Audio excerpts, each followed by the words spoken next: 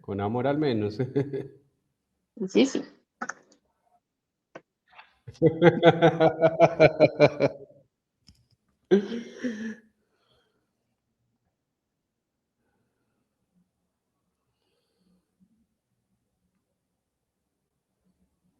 Listo. Bueno, chicos, ¿cómo les fue con el examen? Hasta hoy tienen plazo para los que de pronto por alguna razón, motivo o circunstancia no lo hayan podido presentar. Tengan presentes que lo más probable es que les aparezca una nota estándar de 0 o 1 porque todas las preguntas son abiertas y las tengo que calificar de forma manual. Listo. Sí, señor. Listo. Perfecto. Bueno, regáleme un momento que voy abriendo.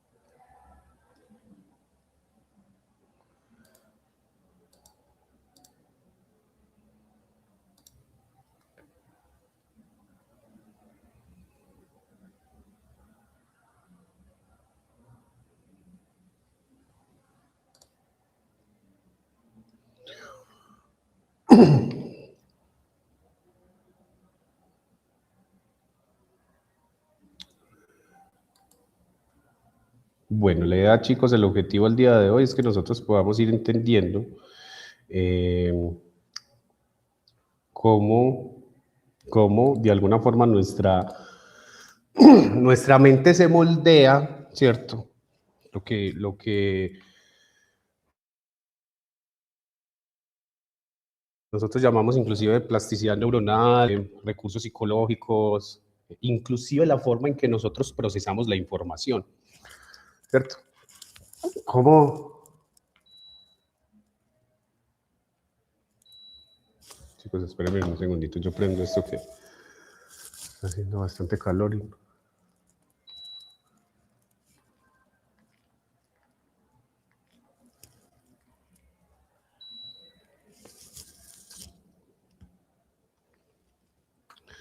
Bueno, la idea del objetivo de hoy es como que tratemos de desglosar cómo nuestra mente se moldea, ¿cierto?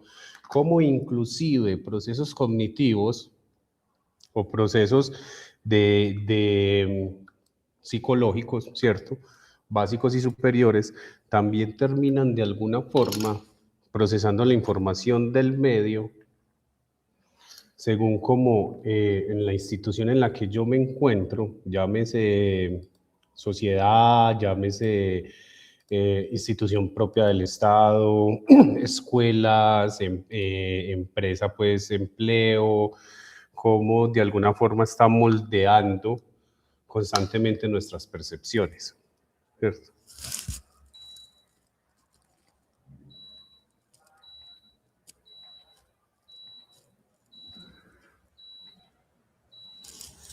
Listo.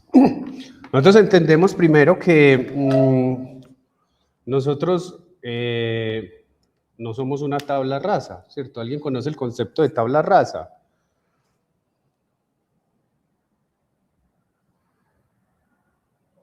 No, no lo han escuchado. No, profe, yo no. Listo, perfecto. El contexto de una tabla rasa es que nosotros nacemos, entre comillas, como con una tabla en blanco. Y conforme nosotros interactuamos con cosas, eh, esa tabla empieza como a llenarse de contenido, ese libro, ¿cierto? Las neurociencias ya nos han demostrado que no, que nosotros tenemos unos procesos innatos asociados, por ejemplo, a la cooperación, asociados, por ejemplo, a la empatía, ¿cierto? Es decir, nosotros somos empáticos por naturaleza. ¿Qué es lo que pasa? El asunto eh,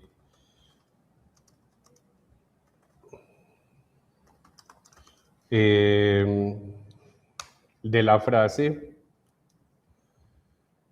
el hombre es bueno y la sociedad lo corrompe. ¿Ustedes qué piensan?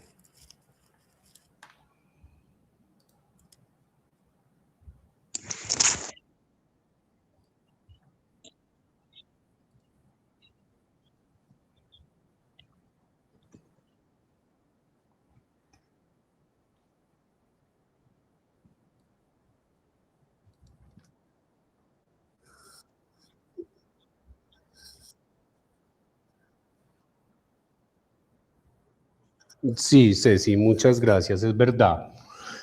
Es verdad. ¿Y cuál es, entonces ahí, cuál es el objetivo, cierto? ¿Y qué es lo importante que nosotros entendamos? El papá de los pollitos, Michel Foucault, eh, eh, yo no sé si ustedes saben que Michel Foucault fue psicólogo y de hecho fue psicoanalista mucho rato. Obviamente su recorrido teórico está mucho más enfocado en la filosofía y en la forma de cuestionar algunos elementos. Ya enseguida les pongo la diapositiva un poquito más grande para que la vean. Ya veo más de uno haciendo un esfuerzo sobrehumano con los ojitos, tratando de leer el contenido. Hagámoslo de una vez. Que Michel Foucault entonces establecía que nosotros somos el resultado del contexto donde nosotros estamos inmersos.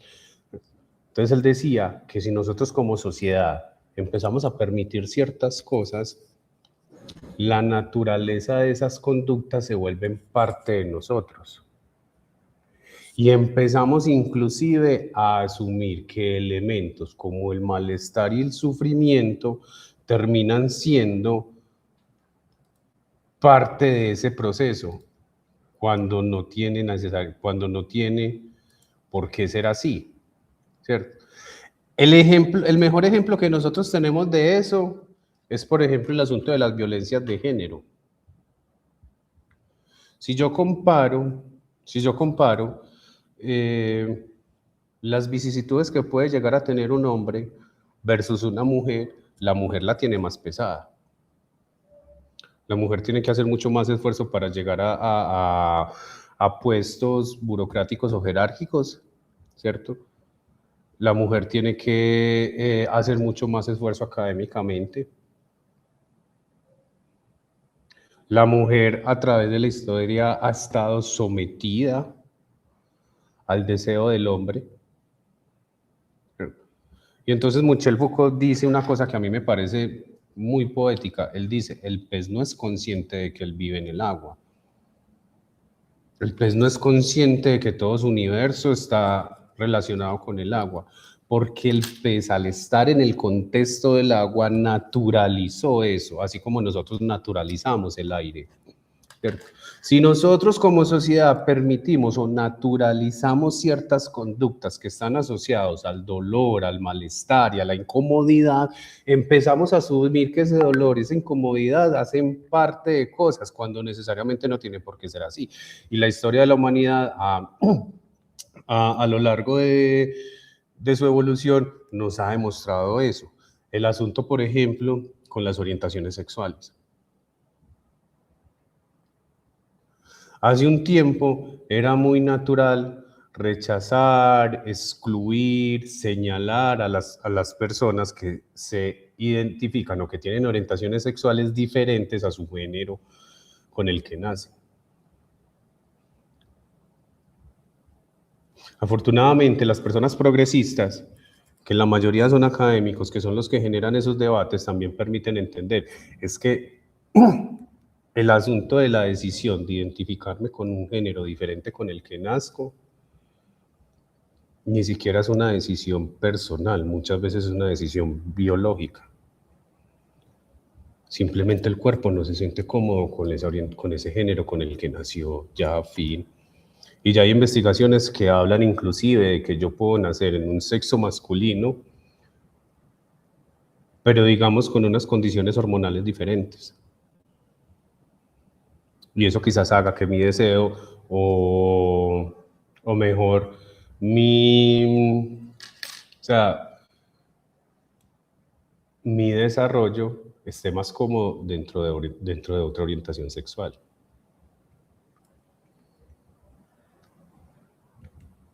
Por eso es que nosotros como psicólogos, y por eso es que es tan importante estos cursos, porque es nuestro deber y nuestra obligación empezar a romper esos esquemas sociales que se tienen como sobre ciertas cosas. Y no nos tenemos que ir tan lejos, quedémonos aquí. ¿Cierto? El asunto, por ejemplo, de los estigmas en los trastornos mentales, pues obviamente. Empezamos a ver a las personas por sus habilidades, por sus capacidades y no por lo que realmente son. Entonces empezamos a asumir que ciertas condiciones, como un trastorno mental, de forma alguna, termina siendo de entrada una limitación para esas personas. Y puede, o sea, en muchos casos, la mayoría de los casos, eso sea así. Es real que eso sea así, ¿cierto? ¿Por qué? Porque una depresión severa va a generar muchas limitaciones en la funcionalidad de la persona. Y una depresión severa no es un episodio, o sea, ya es porque el DSM-5 ya clasificó. Hay personas que tienen un episodio depresivo en su vida. De hecho, las investigaciones actuales en epigenética nos hablan de que todos, las 16 personas que en este momento estamos aquí conectadas, somos potencialmente psicóticos. ¿Qué es lo que hace que no seamos psicóticos? Los estímulos que hay en el entorno, nuestra calidad de vida, los privilegios que de alguna u otra forma tuvimos al nacer. La epigenética explica cómo a través de los estímulos nosotros podemos hacer que los genes se expresen o no. Por ejemplo, en el asunto del consumo de sustancias, que es el tema que yo más trabajo en la clínica, los estudios actuales en epigenética nos dicen que si yo tengo una carga genética, es decir, en mi familia hay personas que han padecido trastornos de conductas adictivas, puede que yo tenga una predisposición más fácil a que ese gen se exprese que otra persona que quizás en su familia no haya tenido ese tipo de inconvenientes. Pero que yo tenga una carga genética no alta no hace por sí sola que el gen se exprese. Necesita el ambiente. De hecho, los epigenetistas, y de hecho hay medicinas especializadas en genética. Hay especializaciones en medicina donde es que lo tiene que ver el médico genetista, ¿cierto? ¿Y qué hace el médico genetista? Pues te manda a hacer un examen donde se te hace un perfil epigenético. Y ese perfil epigenético, la interpretación que hace el especialista con eso es determinar el grado de probabilidades que usted tiene para desencadenar cierta patología o no. Y entonces, entre más alta sea la predisposición, usted más cuidado tiene que tener desde sus conductas. Por ejemplo, yo vengo de familia diabética. Mi familia por parte de mi mamá, una tía se murió con diabetes, mi mamá también se murió siendo diabética, insulino dependiente, ¿cierto? Y la última vez que yo visité al médico internista, que me mandaron yo no tengo ningún síntoma de diabetes. Yo llegué donde el médico internista por un asunto de migraña que yo tengo hace muchos años y que le tengo que dar un manejo a través de un medicamento que se llama topiramato. Y yo llegué a revisión y yo le dije al médico internista porque me lo cambiaron. Entonces fue un asunto como de no, y entonces en tu familia, qué tal y tal cosa, ¿cierto? Entonces él me dijo, te va a mandar un perfil lipídico. El perfil lipídico salió bien, ¿cierto? Sin embargo, el médico internista a mí me lo dijo y me lo repitió varias veces. Te tienes que cuidar más de las personas de tu mismo rango de edad. Que las personas que tienen mi mismo rango de edad pueden comer más azúcar que yo, sí. Entre usted más azúcar consuma y sobre todo azúcar procesada, ese estímulo más va a hacer que el gen de la diabetes se exprese. Y eso, por ejemplo, explica muchas de las políticas públicas actuales en salud que están diseñadas para limitar ese tipo de situaciones. Por eso es que no se les vende licores a menores de edad. Porque si yo, entre más joven, me someto a los estímulos que pueden desencadenar la expresión del gen, pues más rápido voy a desarrollar o se va a expresar ese trastorno o esa patología. ¿Y eso de dónde viene? Eso termina siendo un asunto social. Porque yo, por ejemplo, en estos días les explicaba, en En el curso de aplicaciones de la psicología clínica y de la salud les explicaba a los chicos. Miren que todo es tan social y nosotros tenemos interiorizados y naturalizados unos comportamientos sociales que van en contra muchas veces de las conductas de autocuidado que yo tengo que tener con ciertas patologías, como la diabetes. Ustedes no han notado que, por ejemplo, en nuestra cultura colombiana, el asunto del afecto está muy asociado a la alimentación y que de por sí la alimentación en Colombia es demasiado mala. Ustedes salen a la calle, ustedes van a comprar la leche un lunes o un martes, como, ay, mi madre, tengo que comprar una bolsa de leche para poder hacer el desayuno para despachar a los hijos mañana, tengo que comprar las arepitas, ¿cierto? Y ustedes van a la tienda y llegan con algo en la boca. Con un confitico, con un dulcecito, ¿cierto? O sea, uno sale con su familia y ¿uno qué hace? Siempre es un asunto asociado con la comida y siempre es asociado con comida o con altos carga de carbohidratos o con alta carga de azúcares. Qué interesante que cuando yo trabajaba en el programa de Sura, ¿cierto? En los programas de este tipo de enfermedades, yo trabajé mucho con diabetes y con hipertensión. Y eso, por ejemplo, me decían a mí los viejitos. Como que es que es muy difícil porque es que yo tengo una vida social, ¿cierto? Yo podré ser muy viejito y todo, pero ya estoy pensionado, pero yo tengo una vida social, yo tengo unas rutinas. ¿Y cuáles son sus rutinas? No, mi rutina es levantarme y desayunar. Y pueda que el desayuno yo lo hago como ustedes me digan que lo haga, ¿cierto? Solamente me como una porción de harina.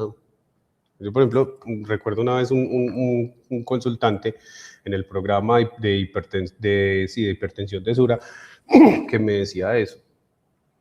O sea, mientras yo esté en mi casa solo, para mí se me es muy fácil tratar de adaptarme al tipo de alimentación que ustedes me dicen que debo adaptar. Entonces yo dejé de comprar el quesito y compro la cuajada.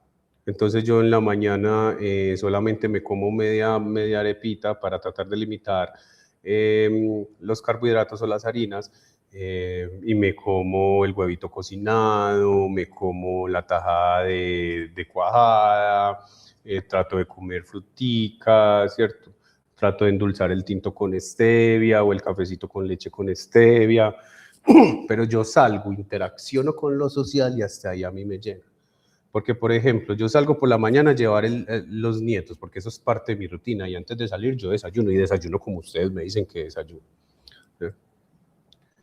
Y yo salgo a llevar al sobrino, al nietecito al colegio, perdón, pero siempre, pues porque eso es mi rutina, eso es lo que le está dando en este momento sentido a mi vida. Recordemos por psicología del desarrollo, que cada etapa del desarrollo tiene ciertas necesidades, ¿cierto? ¿Por qué las formaciones en psicología hace tanto en énfasis? Y en cualquier universidad usted ve al menos psicología del desarrollo 1 o teoría evolutiva del desarrollo infantil, porque desde 0 hasta los 16 años es el periodo de culminación de maduración neuronal.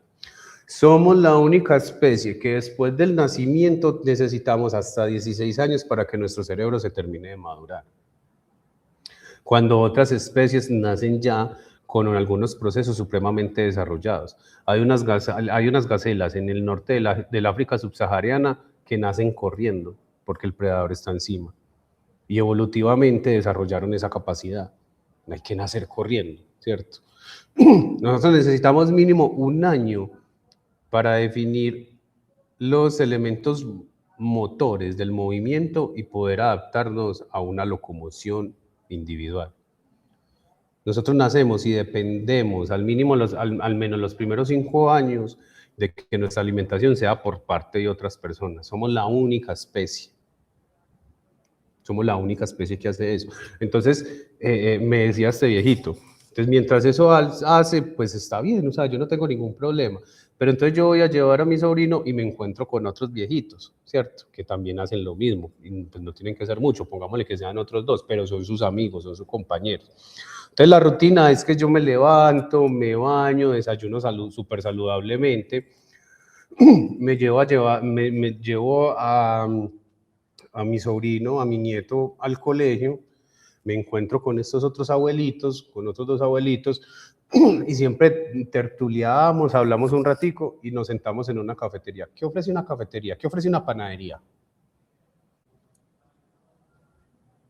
Harina y azúcar, ¿cierto? En estos días vi una panadería por aquí en Medellín que tiene como una sección pequeñita donde venden jugos, ¿cierto? Y como que ve, qué interesante. Digamos que están tratando de ofrecer una opción un poquito más saludable.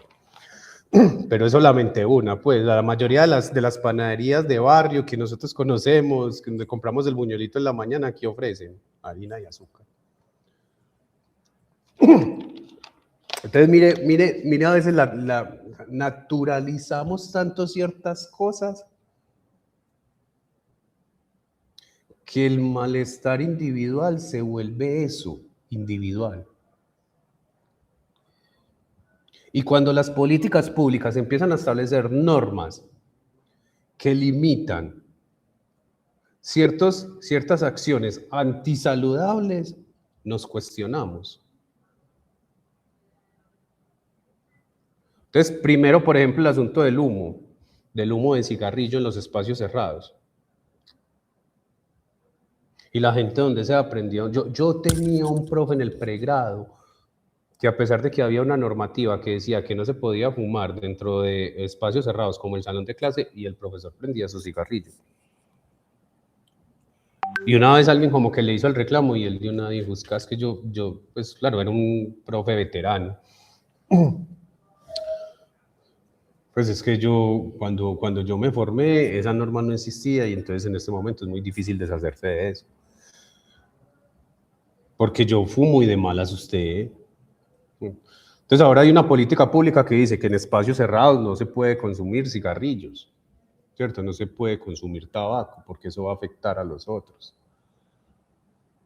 La pregunta es, ¿tenemos que esperar a que se instauren las suficientes políticas públicas para que absolutamente todas las personas tengamos un autocuidado? ¿O podemos nosotros, inclusive desde nuestra práctica profesional individual, con el paciente uno a uno, podemos empezar también a romper esa la naturaleza de ese tipo de acciones? Por ejemplo, pongamos otro elemento sobre la mesa, el asunto del consumo de alcohol. En Colombia la norma es muy clara. A menores de edad no se le pueden vender alcohol. Y si vos vas vas a una cadena de comercio grande, como el Éxito, como Olímpica, como el de Uno, como hay más vigilancia sobre estos establecimientos, allá pues no te van a vender alcohol si sos menor de edad. A mí una vez me tocó una discusión en el de Uno. Y yo veía que el pelado le decía a la cajera, que yo soy mayor de edad, y la cajera le respondía, muéstrame la cédula. Que no la traje, que yo no sé qué. Entonces, que la norma dice que yo no le tengo que mostrar nada, que yo no sé qué. No. Y la cajera inclusive le decía, una cajera del de Uno, ¿cierto? Porque viven súper saturados y a veces son un poquito groseros. Yo recuerdo que cuando el de Uno empezó, uno entraba y lo saludaba. Buenos días, bienvenidos al de Uno. Ya hoy en día lo hacen es como si se ven muy obligados a hacerla, como que, ya, claro, y vos vas a ver los trabajadores del de Uno y eso se naturalizó tanto, la explotación en los concerter y en el de Uno, que la gente ya sabe que si va a trabajar en el de Uno, ya saben que lo van a explotar. Esto lo dejamos naturalizar y ya eso es normal. Antes no quiero, entonces no trabaje aquí. No, es que no es una cuestión si yo quiero o no, es una cuestión normativa, ¿cierto? Asociada a mi salud física y mental. Por ejemplo, el no poder decidir si hacen horas extras o no. Yo no sabía no sé si ustedes saben. El de uno, la política, es, si usted tiene el turno hasta las 10, si a las 9:50 llega el camión para proveer el local, usted tiene sí o sí que hacer horas extras, no es opcional, no es opcional. Si hoy no Profe, llegó... mire que yo trabajé, hace muchos años trabajé en un home center y trabajé como cajera. Y ahí dejaban hacer la fila hasta que, digamos, a las 10 de la noche se salía. La fila podía ir bien larga y uno tenía que aguantarse la fila y atender a toda la gente así le dieran las 12 de la noche ahí, pero tenía que hacerlo. Entonces sí, era súper injusto eso. Y no era si quería o no quería, si podía o no podía. Tenía que hacerlo.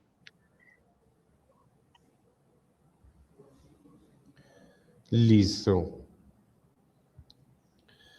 Sí, pues yo en la clínica he atendido varios pacientes que han trabajado en el DEON y me dicen, entonces, pues afortunadamente son pelados jóvenes, pero una vez un pelado joven me dijo, pero es muy complejo, porque una vez una compañera salía a las 6 de la tarde y ella ya tenía su rutina, o sea, como que yo salgo a las 6, tengo que ir por los niños,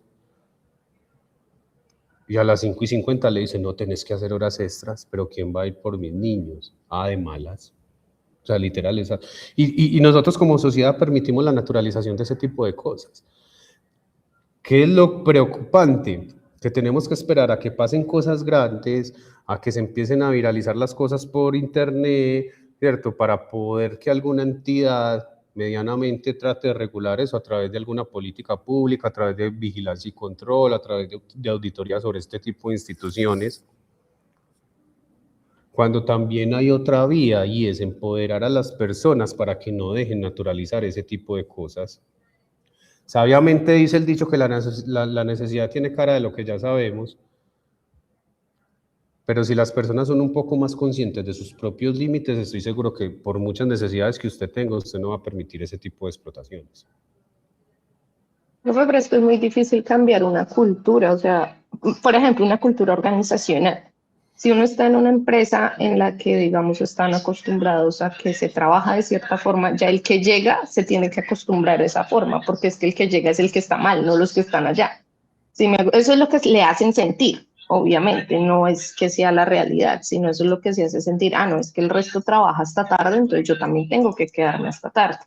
El resto llega a la casa y sigue trabajando, entonces es psicológicamente, o sea, me refiero, digamos así, en lo organizacional, o sea, ya el que llega es el que está mal por exigir algo más. Y lo que tú dices, si no está de acuerdo, pues váyase.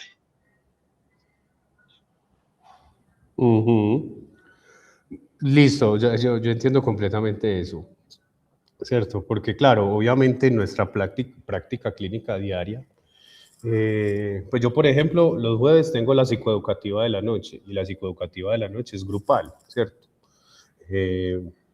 Cogemos a a todas las personas pues que están hospitalizadas. Ellos tienen 2 terapias grupales en el día, una en la mañana y una en la noche. Obviamente es una clínica muy enfocada en adicciones. Y en esas, por ejemplo, terapias grupales, una de las cosas que desde como yo aporto,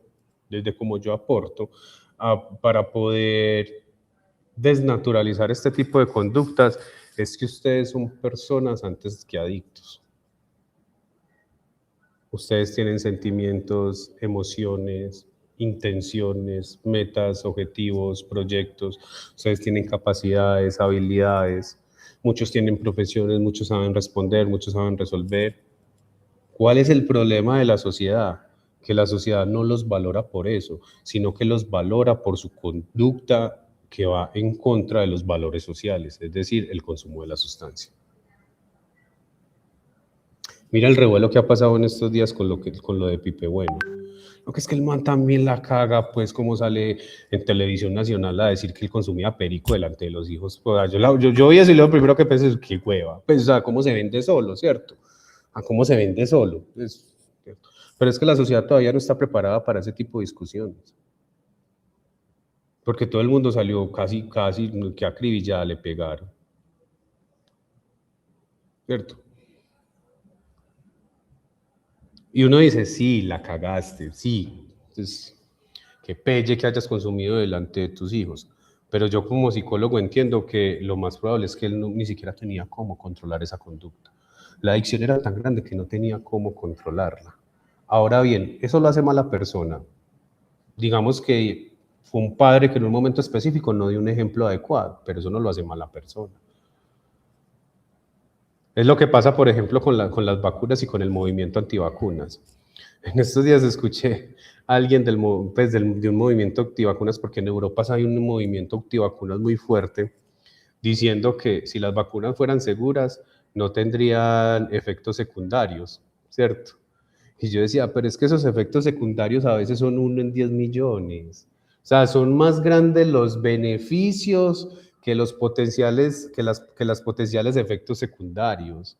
O sea, yo nunca ni siquiera he escuchado, ni siquiera con las vacunas del COVID, que como fueron vacunas que se desarrollaron tan rápidos, las mismas farmacéuticas que desarrollaron las vacunas decían como que hay una tasa casi del 7% de efectos secundarios que desconocemos. Pero yo nunca, de todas las personas que yo conocí que se vacunaron, yo nunca escuché de personas que hayan tenido efectos secundarios como tan catastróficos. Recuerdo el psiquiatra en la clínica que, claro, al ser una vacuna, da también ciertas sensaciones de ciertos síntomas, como si yo estuviera padeciendo el COVID. Y como que los síntomas fueron fuertes y tuvo que estar incapacitado como 4 o 5 días. Como literal, sentía como si tuviera COVID, ¿cierto? Pero no, obviamente ya después su cuerpo se adaptó a la inoculación del virus y lo que hizo ya con el tiempo fue desarrollar la línea de defensa ante ese virus. Pero yo no conocía a nadie, pues, o sea, digamos que entre comillas, yo no conocía a nadie que se haya quedado paralítico, que se haya muerto, que haya perdido funciones cognitivas por la vacuna, o sea, pues realmente no. Entonces yo pensaba, y yo, bueno, es un 7% en contra de un 93%. ¿Cuál es el Pues costo-beneficio? sí, en estos días lo hablábamos en otra clase y decía el profe que nos estaba diciendo, la clase decía, es que es un sistema inmunológico que está bajo, ¿sí? Entonces si le aplican, porque lo que normalmente es aplicar el mismo virus y lo tratan y no sé qué para sanar, pues si su sistema inmunológico está bajo, pues obviamente si tenía una predisposición a ciertas enfermedades, pues se van a desarrollar.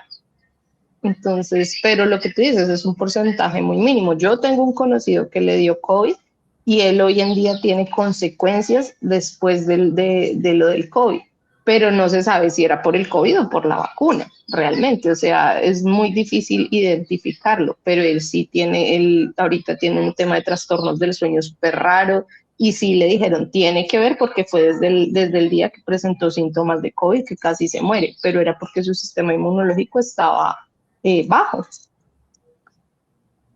Exactamente. ¿Cuál es, por ejemplo, muchachos, o sea, cuál es ahí el asunto con lo que nos dice Andrea? Explicado en términos muy biológicos. Que mi sistema inmune, digamos, esté un poquito bajo y a mí me aplican una vacuna y eso puede hacer que se intensifiquen algunos efectos secundarios. La ganancia costo-beneficio sigue siendo muy alta. Porque yo le decía a las personas, usted tiene 2 opciones, o aguantarse una gripita 2 o 3 días por efecto secundario de la vacuna, en el peor de los casos, o dejar que le dé COVID y lo mate. Obviamente ahí también hay un asunto de percepción, de yo cómo percibo ciertas cosas. Claro, Es un asunto de profe, creencia. Hola. y es que es muy difícil saber, ¿no? Porque conocidos míos, hubo gente que posteriormente murió de infartos y uno puede decir, pues nada, era que le dio un infarto y ya, pero no tuvo nada que ver con la vacuna. Pero lo que tú dices es importante, ¿no? Es cuestión de percepción también. A la hora, pues, de vacunarse, había mucho conspirador, entonces dicen y dicen cosas. Por ahí escuché hablando de conspiraciones estos días que el terremoto fue provocado, que fueron, bueno, unos dicen que fueron los aliens, otros dicen que fueron los mismos mandatarios, otros, bueno, hablan demasiadas cosas los conspiradores y uno dice, uff, Dios mío. Y cuando la vacuna, pues eso fue asombroso como la gente hablaba y confundía a todo el mundo y más la gente que anda pegada pues a las redes sociales. Entonces es complejo saber si esto que pasó o esto que le pasó al de allí o al de acá fue o no por la vacuna. Pienso que no, no se puede saber. No se puede saber si, bueno, también otros dicen que no, que las vacunas no estaban lo suficientemente estudiadas o claras, era como un tema muy ambiguo todavía para saber si sí iban a ser buenas o no. Entonces, bueno, todo eso, profe, uff, Dios mío, bendito, hay mucha tela para cortar. Mucho. Sí, porque es que lo otro también fue el asunto de la desinformación. Y eso empezaron a asociar unas cosas, pero o sea, como las cosas más X del mundo, pues, o sea, como que, ay, yo me vacuné contra el COVID y me dio SIDA. Pues, como que, ¿qué carajos? O sea, literal, ¿verdad? Literal, o sea, como que habían dos variables que ni siquiera tenían nada que ver, como el chiste paisa, hay un pelado se cayó y mi mamá estaba fritando tajadas.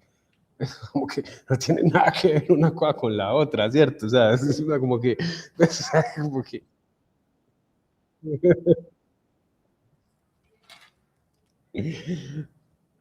claro, pero sí entendemos ahí, y cuál es el asunto que nosotros naturalizamos, qué es lo que pasa, por ejemplo, en Colombia. En Colombia se volvió natural, naturalizamos la desinformación. El problema es la desinformación, no. La desinformación siempre va a estar ahí. El problema es las decisiones que las personas toman a partir de esa desinformación. Y eso sí,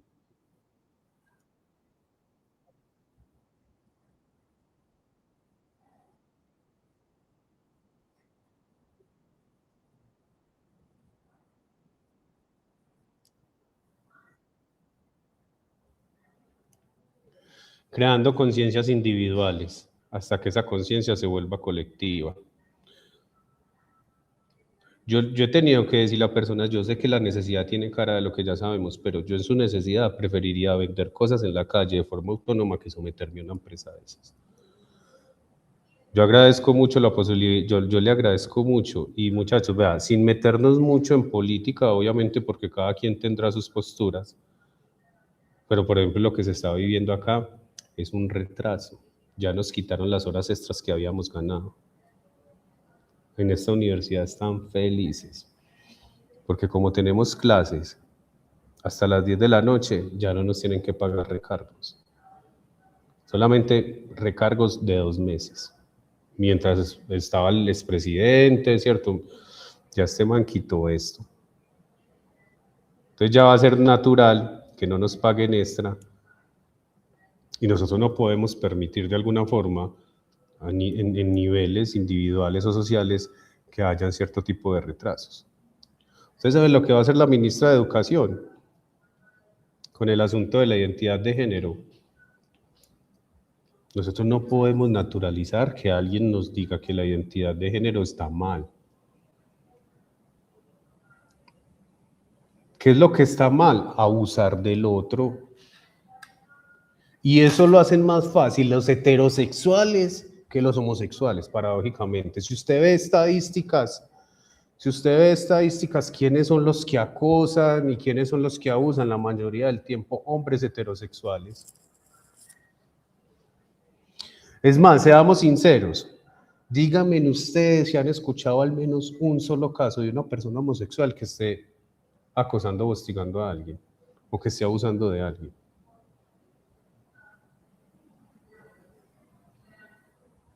Pero uno sí sabe y sí escucha y se vuelve viral del asunto del feminicidio. En estos días un señor perturbado no mata a una muchacha en Home Center. Y lo más irónico es que ni siquiera era su expareja, o sea, la muchacha ni lo conocía, el man se obsesionó. Y en un arranque de impulsividad fue y la mató.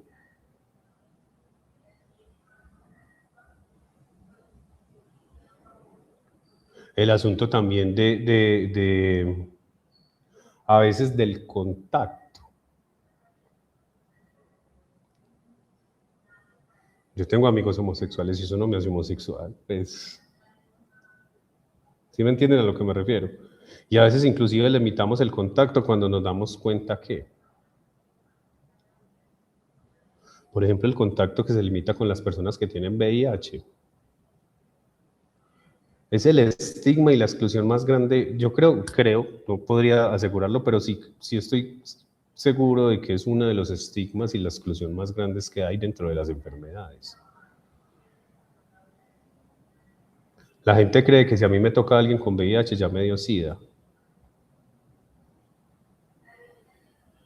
O sea, la gente tiene mucho desconocimiento todavía con ese tipo de cosas y sigue habiendo un estigma y una exclusión muy grande sobre ese tipo de situaciones.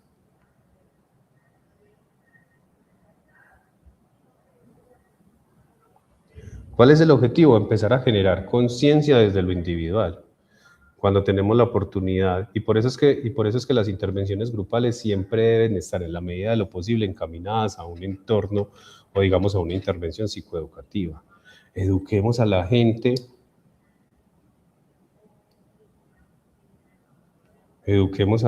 para que no crean o para que no tengan presente que los privilegios nublan la visión. Que puede que yo tenga privilegios, pero eso no significa que no haya gente aguantando hambre. Que yo tengo ciertos privilegios, pero eso no significa que no hay gente que no puede acceder a un entorno laboral, a una empresa. Básicamente eso es lo que nos está diciendo la diapositiva, perdón. Nuestra mente no funciona en el vacío, se desarrolla dentro de una organización social específica, clases sociales, instituciones, estructuras familiares. Karl Marx y Federico Engels, en su famoso manifiesto comunista, su famoso libro El Manifiesto Comunista, establecían eso. O sea, la familia es el núcleo sobre el cual el Estado hace inferencia. Y si el Estado dice que si en la familia hay un homosexual y que eso está mal, entonces eso está mal. Y si el Estado dice que tal y tal cosa, o sea, la familia, el desconocimiento en elementos de salud, en elementos psicoeducativos, en elementos muy propios de la psicología, como la capacidad de afrontamiento, la capacidad de asumir situaciones, la capacidad de autorregulación emocional, de habilidades sociales. ¿Dónde se aprende? ¿Dónde es la primera escuela donde yo aprendo a relacionarme con los otros? La familia. Y si el Estado, a través de la familia, me dice que nos tenemos que relacionar de X o Y forma, nosotros empezamos a moldear nuestra mente con respecto a cómo nos debemos de relacionar y comportar. A quiénes debemos de excluir, a quiénes no. Quiénes aceptamos y quiénes no. Con quiénes compartimos y quiénes no. Son las sociedades y las instituciones sociales los que terminan moldeando nuestra forma de pensar y ver el mundo. Por eso muchas veces cuando uno llega a la educación superior, uno empieza, yo no sé si a ustedes les ha pasado, que uno empieza como a abrir los ojos. Y entonces uno ya empieza a analizar desde otros puntos de vista, empieza a entender que hay cosas que son importantes de forma generalizadas, como la educación. ¿Cierto? Pues la educación en términos formales, pues terminar el bachillerato, que todos puedan acceder a una educación formal. El asunto, por ejemplo, de la salud, del plan obligatorio de salud. Y eso también cómo está empezando a hacer un hueco importante en la mente de las personas. Porque ya el plan básico de salud no es suficiente. Y se llama básico. Y entonces nosotros empezamos a naturalizar ciertas cosas como si nosotros no tuviéramos derecho, como si nosotros ya no estuviéramos pagando, y eso es lo que a mí me indigna. Muchachos, ¿ustedes saben cuál es el negocio legal más rentable que tiene Colombia? Una EPS. Porque a la EPS recibe plata del Estado, que no es poquita, plata del empleador, ¿cierto? O sea, de la empresa en la que usted está trabajando, le paga la EPS. Y encima, cuando usted va a consultar, le cobran dizque un copago. O sea que técnicamente una EPS recibe plata del Estado, plata del empleador y plata del empleado. ¿Qué negocio tan redondo? Y ya es que eso no alcanza, es que no sirve. Entonces el plan básico de salud ya no es básico. Y entonces usted va a pedir una cita de medicina general y en este momento en Sura, aquí en Medellín, están dizque para principios de noviembre, con medicina general. Entonces, como eso ya se volvió natural, ¿qué están haciendo las EPS? Están ofreciendo planes extras. Ah, no, venga, es que entonces, si usted quiere su cita antes, pague el plan complementario. Entonces nos da 100.000 pesos, 200.000 pesos adicionales mensuales, y entonces usted va a tener acceso más rápido a especialistas, al médico general, y nosotros estamos permitiendo eso.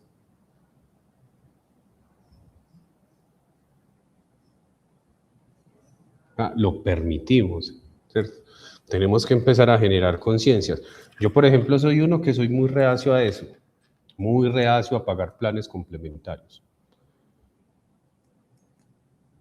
Y por ejemplo, con el proceso que yo llevo de la migraña y el manejo, muchachos, me ha tocado meter tutela solamente para que me autoricen una cita de medicina interna. La pedí a principio de año. Y sabe, la pedí eso fue como el 23 de enero, la pedí. Y me la habían dado es que para el 15 de agosto. En 6 meses me mata la migraña. Me tocó poner una tutela, me la terminaron dando como en marzo, ¿cierto?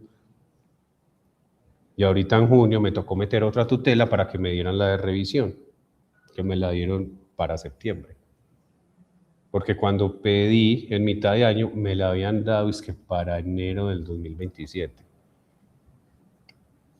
¿Sí me entienden ya cómo va la situación? Y la gente está naturalizando eso. Ah, sí, eso es normal. Y usted escucha en la calle, en las mismas EPS, ah, sí, es que eso es normal, ah, sí, es que están muy descaradas, sí, es que no saben cómo sacarle a uno el dinero. Es nuestro deber, como profesionales de las ciencias sociales, no permitir que muchas cosas se naturalicen. Y empezar a hacer cambios pequeños en la medida de lo posible, se puede educar. Y en el contexto en el que ustedes están. En el contexto educativo es la mejor forma porque uno psicoeduca a los papás. Es que la regulación emocional es esto, es que el desarrollo emocional se hace así, es que la activación de redes de apoyo a nivel familiar debe estar más enfocada en el apoyo y no en la cohibición. ¿Cómo crían los papás y cómo se les enseñaron? ¿Cuál fue la naturaleza de crianza? A través de la cohibición. Yo soy asmático y cuando era pequeño era demasiado asmático. Y el asunto del autocuidado, en mi caso, siempre estaba asociado a la cohibición. ¿Puedo salir? No. ¿Puedo jugar? No. ¿Puedo tomar? No. Ustedes no sabían lo frustrante que era salir con la familia. Vamos a comer algo, ¿cierto? Porque pues yo vengo de estratos sociales bajos, pero eventualmente pues como buenos papás asalariados que tuve, trabajaron y su idea siempre fue como compremos la casa y los domingos llevemos un pollo asado, ¿cierto? Y cuando recibimos la prima, no llevamos el pollo asado, sino que íbamos a comer pollo asado al restaurante porque podíamos gastar en la gaseosita, en unas papitas fritas, ¿cierto? Ese era como el asunto. Y yo recuerdo que cuando llegábamos, por ejemplo, el asunto del sándwich cubano, a mí me gusta mucho el sándwich cubano, me gusta mucho la salsa de ajo del sándwich cubano. Cuando yo era pequeño, a mí me llevaban al sándwich cubano una vez al año, cuando cumplía años. Ese era el regalo que mi papá me daba. Muchachos, la frustración tan grande que yo sentía cuando llegamos a sándwich cubano, y yo siempre pedía el combo y todavía lo pido, el combo que viene con papitas y con limonada natural que viene súper escarchado, o sea, eso es un granizado de limonada prácticamente. Entonces yo recuerdo que cuando nosotros íbamos a sándwich cubano, mi papá pedía el combo y pedía una gaseosa adicional al clima y él se tomaba la limonada y me daba a mí la Coca-Cola. ¿Quién toma una Coca-Cola al clima, muchachos? No entiendo. El asunto del autocuidado, yo creo que ustedes también padecieron eso y es más, conozco más de uno de ustedes que son papás y el asunto del autocuidado lo asumen todavía desde la cohibición. Y eso, por ejemplo, está supremamente naturalizado en los colegios. Y en los colegios va el psicólogo de la alcaldía, dice que hacer charlas de orientación y educación sexual, y lo primero que dicen es, ay, el mejor método de planificación y el mejor método para evitar enfermedades de transmisión sexual, ¿cuál es? ¿Cuál es el mejor método? La abstinencia, absténgase de acostar, ¿cierto? Absténgase de tener sexo. Y uno dice, esta La gente... razón y la voluntad. Y entonces uno decía, estos psicólogos dicen, ya, bueno, claro que eso obviamente también tiene una lógica y es que las lógicas de intervención desde la salud pública tienen unos modelos, ¿cierto? Y ese tipo de intervenciones son unos modelos que se llaman intervención en el modelo de riesgo. Yo estoy seguro que ustedes más de uno les tocó, a mí me tocó, que uno estaba en el colegio y la clase de educación sexual o el asunto pues de la educación en el consumo de sustancias, nunca lo daban ni los profesores. Yo recuerdo que yo en el colegio había un psicólogo como para tres colegios, ¿cierto? Y todavía en muchos municipios, en muchos lugares de Colombia, usted ve el psicólogo o los psicólogos que tiene la Secretaría de Educación y son 2 para 5 colegios. Y eso es lo que hay, eso es lo que hay, ese es el presupuesto que hay. Uno dice, listo, perfecto. ¿El asunto cuál es? El asunto era que cuando yo estaba en el colegio ningún profe hablaba de educación sexual, ningún profe hablaba de consumo de sustancias. Una vez cada 6 meses o una vez al año llegaba el psicólogo de la alcaldía a dar esa charla. Y entonces llegaba uno a la charla de educación sexual y lo primero que hacía era que mostraban un pene con unas llagas, con unas, ¿cómo es que se llama eso que da la piel? Como con unas verrugas y mostraban así una vagina toda, ¿sí me entienden? Y un feto y todo el mundo era, ¡ay! ¿Cierto? Esas son intervenciones basadas en factores de riesgo. Y eso ya está supremamente obsoleto, eso está supremamente mandado a recoger. Entonces es muy charro porque yo le digo a los papás, vea, gústeles o no, sus hijos adolescentes van a tener sexo. Gústeles o no. Sus hijos van a estar sometidos a probar sustancias, al menos el alcohol, pues. Y entonces, ¿qué hacemos? Enséñeles a ser responsables. Si vas a tener sexo, mantén condones en la medida de lo posible. Si vas a tener sexo, entonces trate de ser responsable, trate de tener sexo solamente con su pareja, ¿cierto? O si se siente en confianza y no va a utilizar protección, que sea alguien que medianamente te brinde eso, que te brinde confianza, un autocuidado, pero no una cohibición. Pues siempre es como no haga, no haga, no haga. El asunto del autocuidado se instauró y se naturalizó tanto en nuestra sociedad que hoy en día todavía sigue imperando el asunto del autocuidado a través de la cohibición. Usted no quiere que le pase algo, pues no salga, ¿cierto? Y miren lo paradójico, hoy en día las que están rompiendo eso son las mujeres, las que están rompiendo ese esquema son las mujeres, porque entonces ya las mujeres empoderadas llegan y dicen, pero yo ¿por qué no puedo salir? Y entonces, ¿qué están haciendo las mujeres? Cacheteándonos a los hombres, porque las mujeres están haciendo algo súper maravilloso, se cuidan entre ellas. Entonces no es que yo no pueda salir porque me pase algo, es que yo salgo y le mando a mi amiga la ubicación, le digo, cierto, cuando me voy a ir, venga, pidamos el Uber juntas, nos vamos juntas a tal parte, cuál es la placa del Uber, contarme si ya llegaste, contarme si tal cosa, cierto. Y le dice uno a los hombres que hagan eso y como, uy, no, yo no soy tan loca, yo pues, yo no sé cómo, pero yo llego a mi casa peleando, mocho, aporreado, pero yo llego a mi casa. Y muchas veces los hombres prefieren hacer eso que decirle a otro hombre amigo, ya llegué. En cambio, las mujeres con eso nos están cacheteando y nos están diciendo, nosotros nos cuidamos entre nosotras. El problema no es no salir, el problema es cómo y bajo qué circunstancias salgo.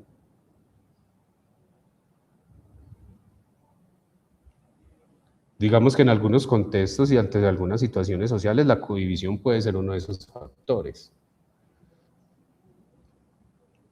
No hacer sería lo más indicado.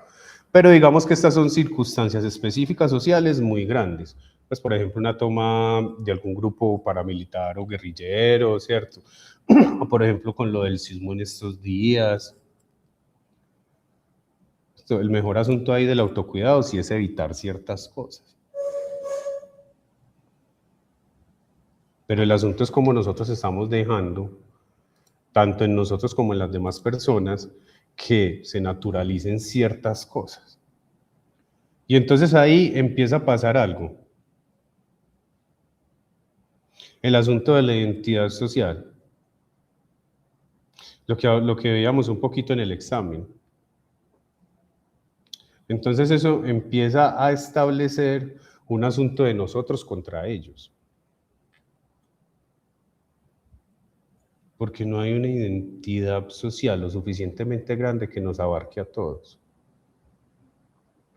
¿Y por qué no hay una identidad social que nos abarque a todos? Porque hay gente que estudia, hay gente que se forma en universidades, hay gente que desarrollan un pensamiento crítico y empiezan a cuestionar por qué esto tiene que ser así y por qué no tenemos o asumimos el autocuidado de otra manera, que fue lo que hicieron las mujeres. ¿Por qué yo me tengo que cuidar quedándome sola en la casa mientras mi marido sale a serme infiel? ¿Por qué?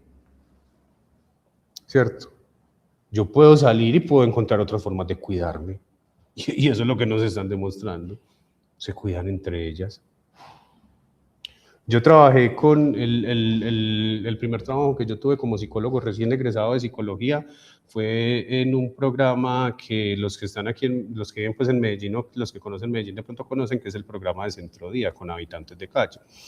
Y obviamente el programa tenía como varias líneas de intervención. Y a mí me tocó trabajar en la intervención de trabajadoras sexuales, en la línea de trabajo sexual. Y era a veces como muy interesante inclusive entender cómo las mismas instituciones estaban sometidas a esas leyes del moldeamiento social. Por ejemplo, con el asunto de la mamá. Yo sé que para la mayoría de nosotros la mamá es un ser demasiado importante en nuestra vida, pero culturalmente, ¿qué nos dicen? Dios y madre. Madre solo hay una, ¿cierto? Entonces hay una hiperfijación en el rol de la madre que ni siquiera nos atrevemos a cuestionar hasta qué punto son válidas las intervenciones o las formas de actuar de algunas mamás. Entonces, ¿cómo les parece, chicos? Yo no sé si yo les he contado que yo estaba trabajando en el programa de trabajadoras y trabajadores sexuales. Y eso era muy complejo porque la prostitución en Colombia no es ilegal, ¿cierto? Entonces, nosotros íbamos y eran intervenciones que se hacían pues como con la policía comunitaria, ¿cierto? Porque también era una situación de cuidado hacia los profesionales y obviamente pues la policía tenía que garantizar ese cuidado. Algunos policías, obviamente, a ser policías comunitarios, netamente comunitarios, estaban capacitados, tenían formación.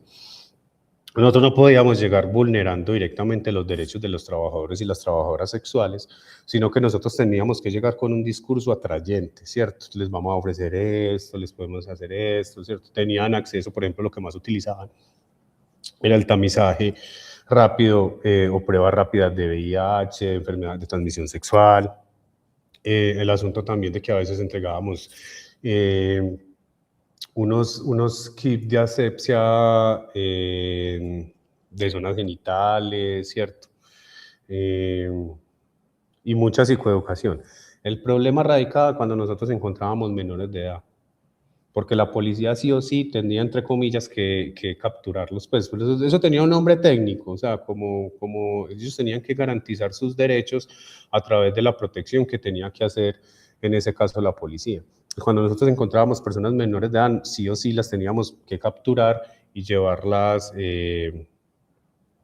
pues como al centro, y ofrecerle un acompañamiento jurídico que se llama restitución de derechos, porque son menores de edad y tenemos que garantizar sus derechos. Pues resulta que una vez, como en ese tipo de intervenciones, encontramos dos niñas. Una niña que en ese momento tenía como 16 años y la hermanita que tenía como 15, 14 o 15 añitos.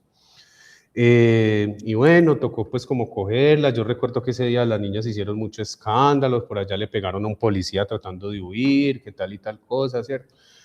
Sin embargo, pues logramos contenerlas, llevarlas al centro. Entonces al otro día, pues yo empecé a intervenirlas. La mayorcita estaba un poquito reacia, pero con el tiempo, a través de lo que les ofrecía el programa, las niñas empezaron a enganchar. Entonces es como que no, quédense acá, que no se pueden ir, que yo no sé qué, que mira, y entonces cuando hablamos de formación, de que la alcaldía les ofrecía una formación, por ejemplo, para ser estilistas, para cuidado de uñas. Yo recuerdo que la mayorcita se emocionó mucho cuando nosotros le dijimos que les ofrecíamos formación en reparación y mantenimiento de celulares, para que ellas montaran su propio negocio, así sea en la casa, ¿cierto? Reparos celulares y con el tiempo de pronto montar algún negocio. Ellas se emocionaron mucho. Yo recuerdo que la mayorcita se emocionó mucho y entonces cuando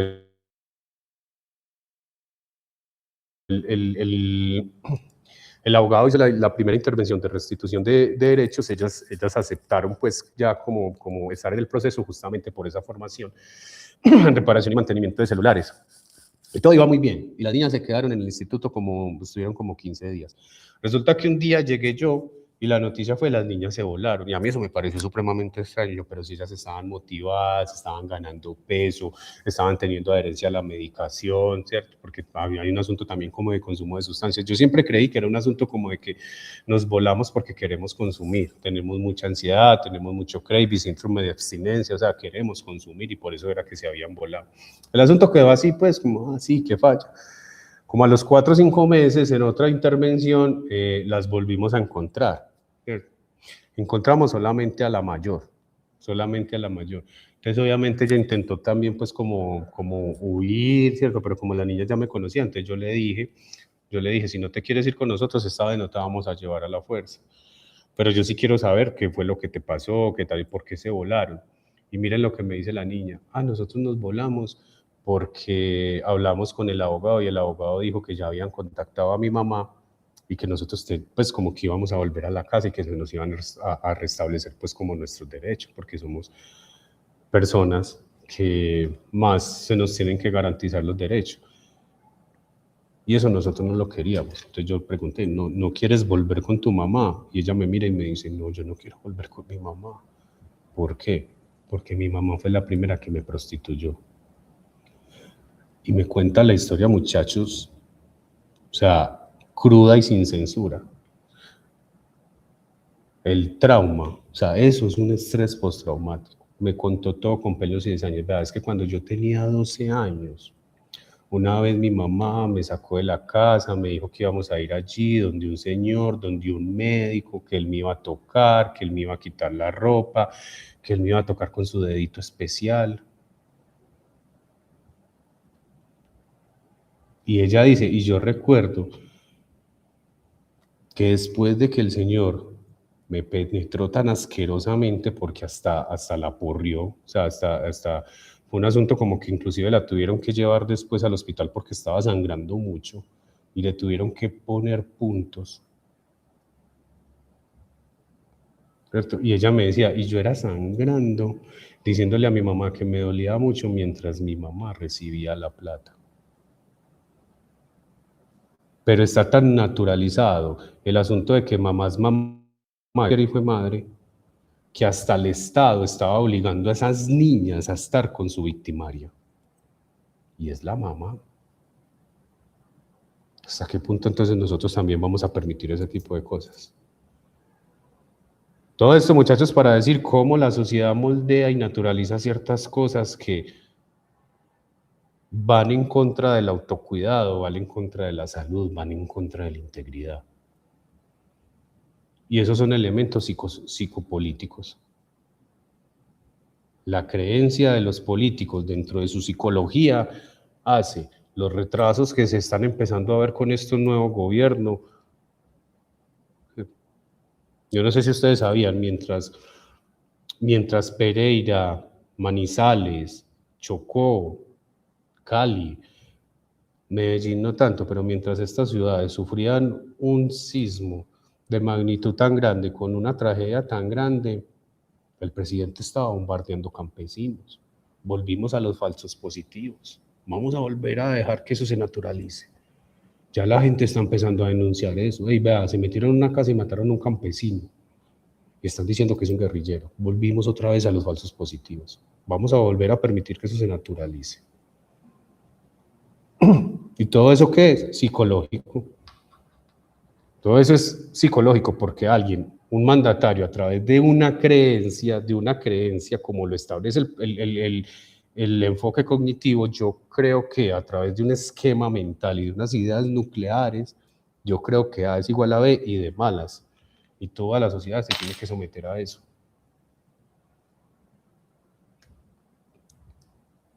Y ese es el asunto de nosotros cómo permitimos que algunas cosas se vayan moldeando.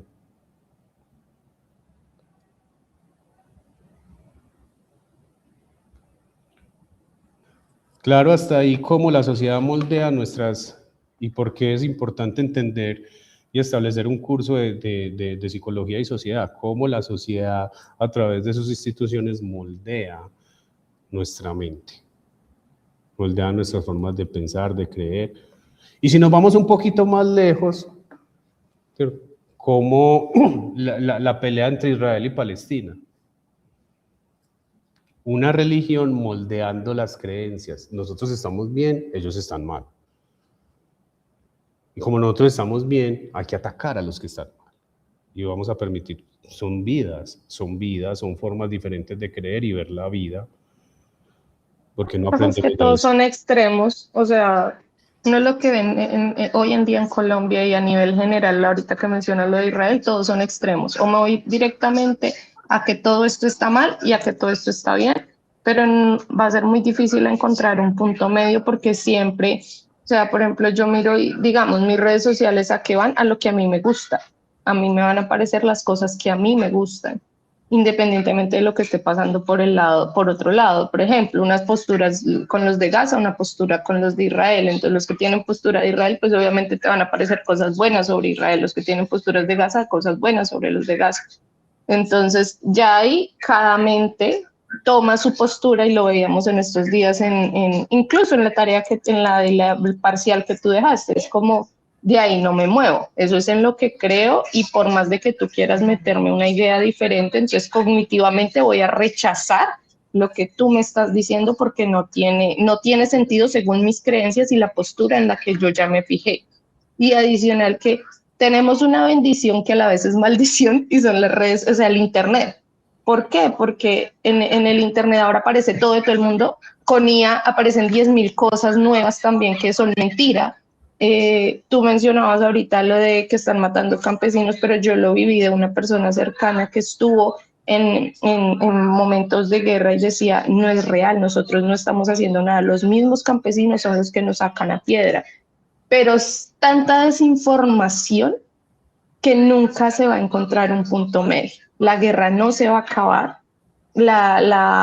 porque o bien sea porque das mucho o das muy poco, o porque bien sea que vas o no vas. Por ejemplo, el tema de los balones. O sea, el tema de los balones, yo sé que esto es muy político, pero es real. O sea, mucha gente ha criticado el tema de los balones, pero los niños perdieron todos sus juguetes. O sea, que les llegue un balón en una época de que no tienen ni siquiera un techo.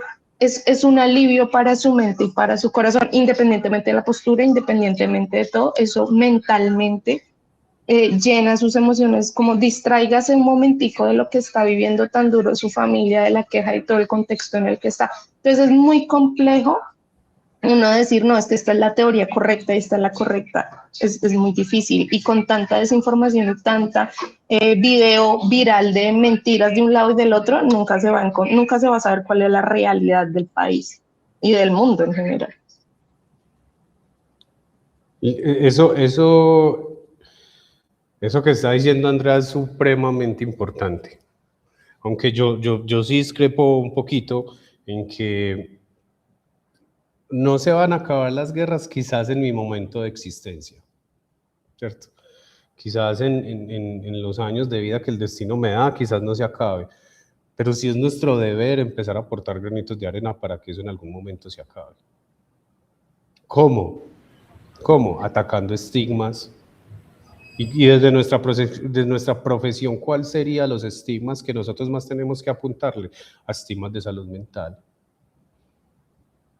Sí, tu hijo, y me van a perdonar la expresión, sí, tu hijo es un marihuanero, pero también es una persona. También tiene capacidades, también tiene habilidades. En la clínica que yo trabajo, que es una clínica, yo digo charlando estratosfera, porque allá la mensualidad vale como 8 millones de pesos. Obviamente, pues, ya tienen toxicólogo, tienen psiquiatra, tienen psicología, tienen dos opciones de desayuno, 2 opciones de almuerzo, o sea, tienen nutricionista. Entonces si tienes unas condiciones especiales, una nutrición especial, se te prepara según lo que el nutricionista diga que hay que darte, ¿cierto? Tienen muchas comodidades y eso es básicamente lo que cobra la clínica, ¿cierto? No tanto los servicios, sino también las comunidades. Las comodidades, perdón. Eso a mí, por ejemplo, me ha permitido identificar que muchas personas alcanzaron a tener unos estudios. Muchos inclusive ya llegan siendo empresarios, profesionales. Muchachos, una vez tuve un paciente matemático que me estaba enseñando estadística. ¿Y saben qué era lo más, pues como lo más bonito del proceso? Que él me decía, es que fue madre, o sea, yo usted como lo admiro por lo que hace por nosotros, y más fácil me valida usted que mi familia. Lo que yo entendí es que es una persona que toda su vida estuvo buscando la validación de la familia, que inclusive eso lo llevó a estudiar ciertas carreras buscando esa validación de la familia, y al no encontrarla empezó a consumir drogas. Y la familia ves un adicto. La familia no ve una persona con necesidades emocionales, no lo ve, ves un adicto. Porque la mamá inclusive decía, eso es un enfermo, eso es un enfermo. ¿Cierto? Claro, una señora, ¿cierto? Hija de un senador, médica, casado con un ingeniero empresario, con un estilo de vida que implicaba un prestigio social y el hijo de madre, y que el hijo le salga adicto, qué desgracia tan hijo de madre. Pero eso fue lo que le enseñó la sociedad, porque eso lo permitimos nosotros, naturalizamos las discriminaciones, los prejuicios a través de las enfermedades mentales. Tienen más que enseñarnos los esquizofrénicos a nosotros de cómo ver la vida, que nosotros a los esquizofrénicos de cómo se deben de adaptar socialmente. Ojo con eso, muchachos. Y ustedes no han visto que a veces este tipo de personas son las más felices porque disfrutan de lo más sencillo. Cuando a veces yo tengo que ir al Hospital Mental de Antioquia, al famoso HOMO, 2 veces al mes por unos practicantes que yo tengo. Chicos, y a mí me angustia tanto ver allá, bueno, claro que no sé por qué están, seguro también es un asunto de regulación emocional y de comportamientos que los padres ven, pero hay como una especie de pabellón donde atienden personas con limitaciones cognitivas. Y ese pabellón es como el único pabellón que tiene como una fuentecita en la mitad del patio, alrededor de las habitaciones. Muchachos, yo siempre que paso por ahí, siempre veo personas con síndrome de Down jugando y siendo tan felices en esa fuente. Y yo siempre pienso esa frase, esa frase, tiene más que enseñarnos el esquizofrénico a nosotros de cómo ver la vida que nosotros como profesionales de la salud al esquizofrénico de cómo se tiene que adaptar a la sociedad. Obviamente, si un esquizofrénico entra en un episodio psicótico y va a agredir a alguien, pues obviamente hay que detenerlo y obviamente es un asunto que hay que intervenir. Obviamente, si un esquizofrénico en un delirio, ¿cierto? Se empieza a quitar la ropa en la calle y se empieza a masturbar en la calle, pues obviamente es un asunto que hay que intervenir, ¿sí me entienden? Pero más allá de esas conductas que pueden llegar a violentar o que pueden llegarle a hacerle daño a ellos mismos y a los demás, son simplemente formas de ver la vida.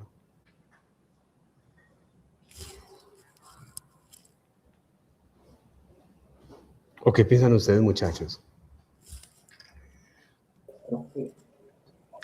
Pues a mí no me queda claro. No, mentiras, profe. Está muy claro todo.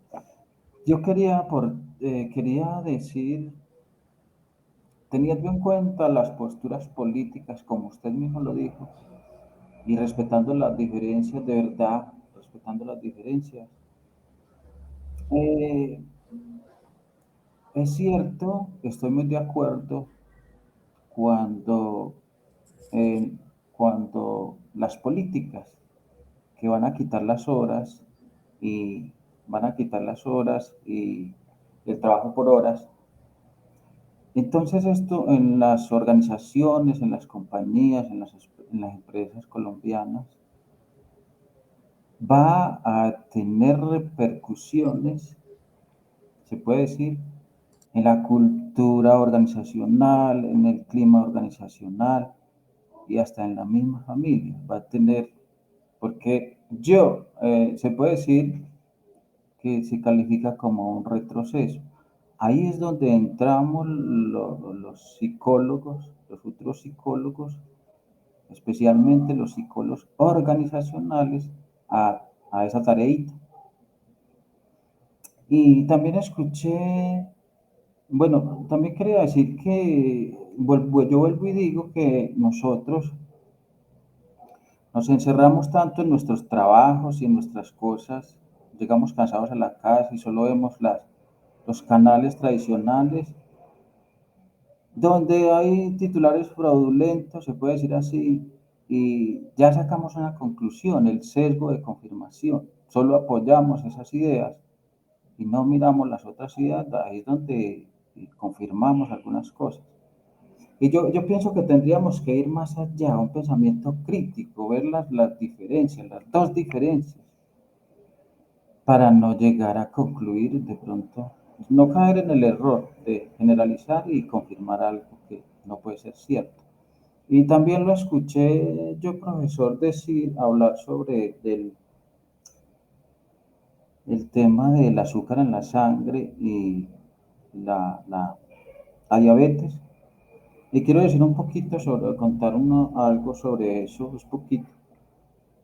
Que yo tengo un familiar que años atrás, póngale 25, 30 años atrás, nosotros vivíamos en el campo, se manejaban unas moliendas de caña donde se generaba la panela, donde se hacía la panela, y la cultura era ir a comer, están haciendo una molienda, vamos a comer batido, vamos a hacer blanqueado, panela caliente, y ahora este familiar tiene una diabetes muy avanzada.